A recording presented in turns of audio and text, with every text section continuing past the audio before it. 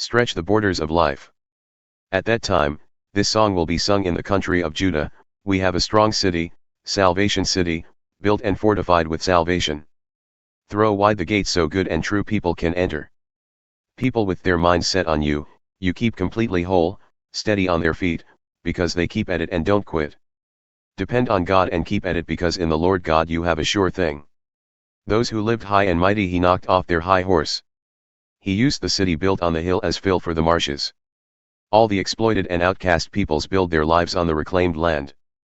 The path of right living people is level. The leveler evens the road for the right living.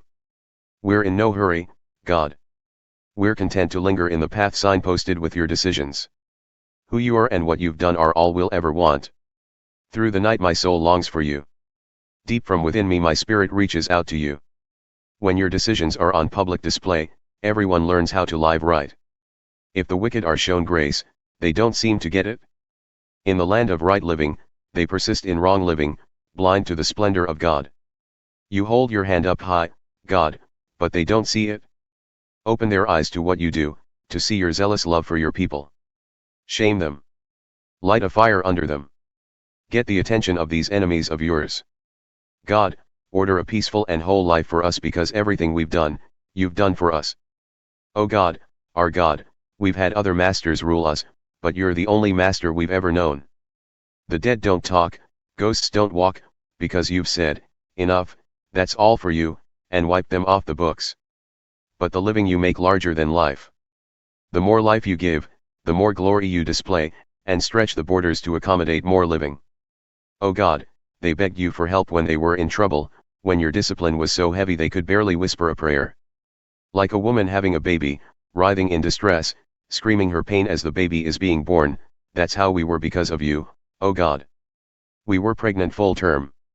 We writhed in labor but bore no baby. We gave birth to wind. Nothing came of our labor. We produced nothing living. We couldn't save the world. But friends, your dead will live, your corpses will get to their feet. All you dead and buried, wake up. Sing.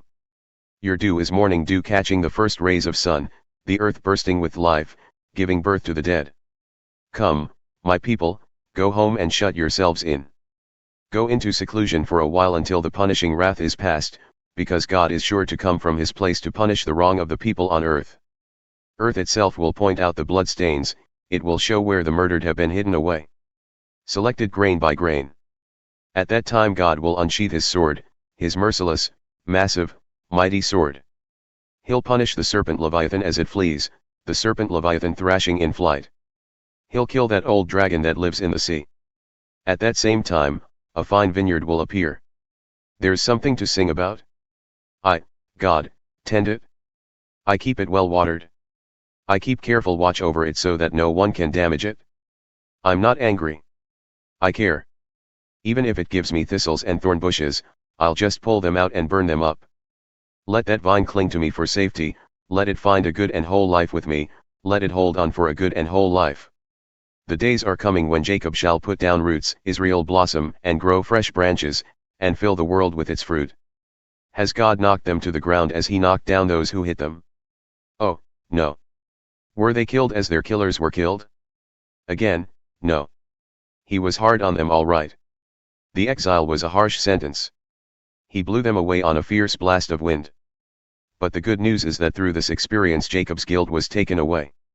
The evidence that his sin is removed will be this: he will tear down the alien altars, take them apart stone by stone, and then crush the stones into gravel and clean out all the sects and religion shrines. For there's nothing left of that pretentious grandeur. Nobody lives there anymore. It's unlivable. But animals do just fine, browsing and bedding down. And it's not a bad place to get firewood. Dry twigs and dead branches are plentiful. It's the remains of a people with no sense of God. So, the God who made them will have nothing to do with them. He who formed them will turn his back on them. At that time God will thresh from the river Euphrates to the brook of Egypt, and you, people of Israel, will be selected grain by grain. At that same time a great trumpet will be blown, calling home the exiles from Assyria, welcoming home the refugees from Egypt to come and worship God on the holy mountain, Jerusalem.